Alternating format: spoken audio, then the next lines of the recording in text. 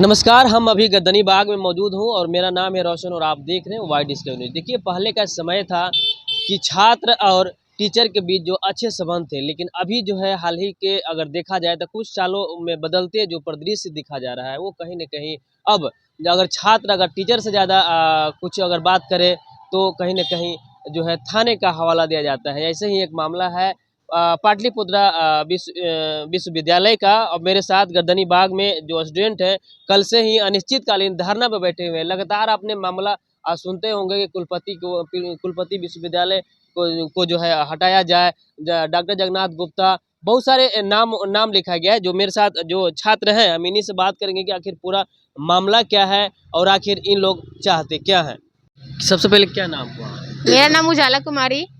क्या कारण है जो आंदोलन पे आप लोग हम लोग सारा डॉक्यूमेंट, मेरा एडमिशन बीडी कॉलेज में मेरिट में फर्स्ट मेरिट में नाम मेरा आ चुका था, फिर भी मतलब सारा डॉक्यूमेंट भी हम जमा किए हुए थे, सब चीज़ हो चुका था, मैसेज वगैरह भी आ चुका था, फिर भी नहीं दिखा रहा कि मेरा एडमिशन हुआ है वहाँ पे।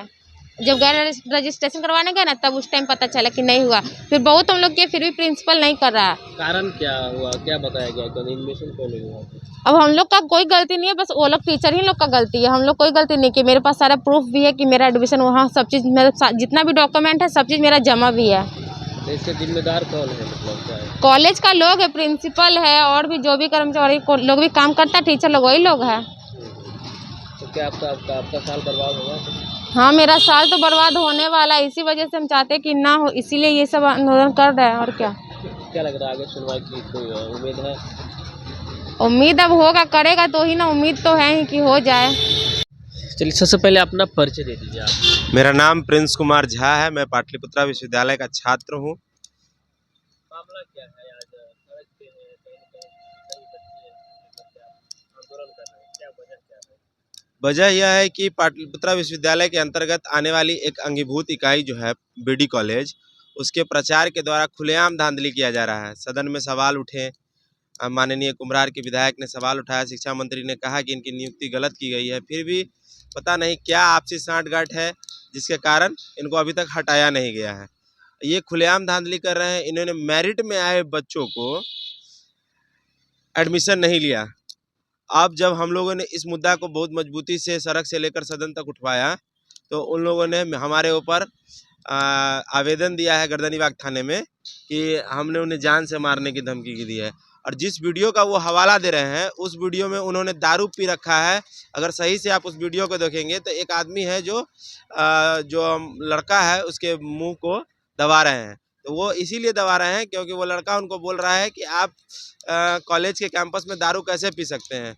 दारू की नशा के हालत में उन्होंने बहुत अनाप शनाप हम लोग को बोला और वो इस वीडियो का गलत इस्तेमाल कर रहे हैं।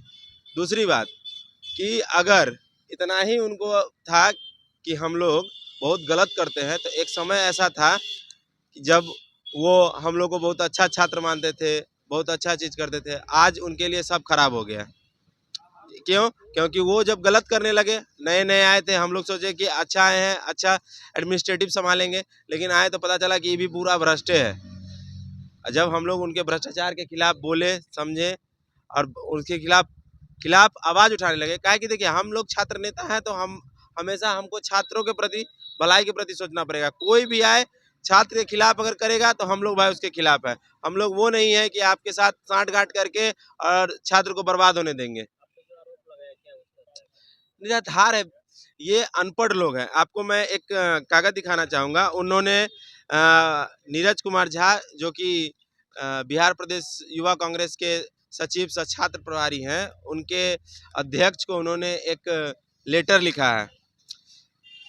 इस अनपढ़ प्रिंसिपल को इतना तक नहीं पता है कि उनका जो कॉलेज है, बीडी इवनिंग कॉलेज, जो वो एक कंस्टिट्यूएंट कॉलेज है, ना कि एक एफिलिएटेड कॉलेज है। उन्होंने अपने पत्र में संलग्न किया है कि बीडी कॉलेज एक एफिलिएटेड कॉलेज है। तो इसी से प्रमाणित होता है कि वो कितने बेवकूफ़ और अनपढ़ इंसान हैं। और किस तरह से उनको दे दिया गया है प्रभारी प्राचार्य की कुर्सी, ये खुद में एक सवाल का विषय है। एक ही चीज़ नहीं, उन्होंने लिखा है आगे चल के कि हम लोगों ने अपने हेंचमैन के द्वारा और एक आदमी को रखने के लिए दबाव बनाया है। तो मैं प्रभारी प्रचार महोदय से पूछना चाहूँगा कि क्या आपका बहाली प्रक्रिया और आपने जो आउटसोर्सिंग एजेंसी डाला है वो हम किसी के दबाव से चलता है? इसका मतलब कि आप आउटसोर्सिंग एजेंसी पर दबाव डालते होंगे। अगर मैं आप पर दबाव बना रहा हूँ तो क्या आपके कॉलेज में जो कर्मचारी नियुक्त हैं वो सभी दबावपूर्ण हैं और आपके मर्जी से आते हैं? जो आपके दबाव, जब आउटसोर्सिंग एजेंसी बहाल की गई है तो जो आउटसोर्सिंग एजेंसी जो जिस लोगों को कॉलेज में भेजेगी वो ना बहाल होंगे जी, कि आप किसी को बहाल कर लीजिएगा? ऐसा हो ही नहीं सकता है, काहे कि आपके कॉलेज में तो जो बाहर के स्टाफ रहेंगे वो आउटसोर्सिंग एजेंसी से आते हैं, आपको तो अधिकार ही नहीं है किसी को रखने का, तो हम लोग कैसे दबाव बना सकते हैं? और उसके बाद उन्होंने कहा है कि किसी सोनू कुमार इंटरप्राइजेज को हमने दबाव दिया है कि मैन पावर और गार्ड की एजेंसी को रखने के लिए। आप एक बताइए, इसका मतलब है कि अगर हम दबाव दे रहे हैं तो इसका मतलब है कि आपके यहाँ कोई टेंडर का प्रोसेस नहीं है?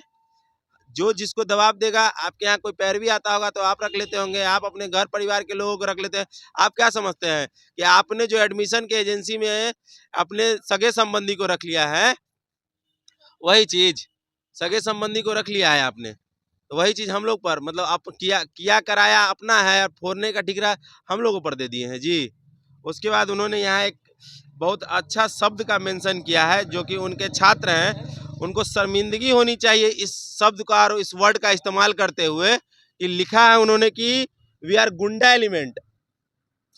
आप सोचिए महोदय कि आप अपने कॉलेज महाविद्यालय में कैसा वातावरण और माहौल है कि आप गुंडा एलिमेंट पैदा कर रहे हैं, ना कि एक अच्छा छात्र पैदा कर पा रहे हैं।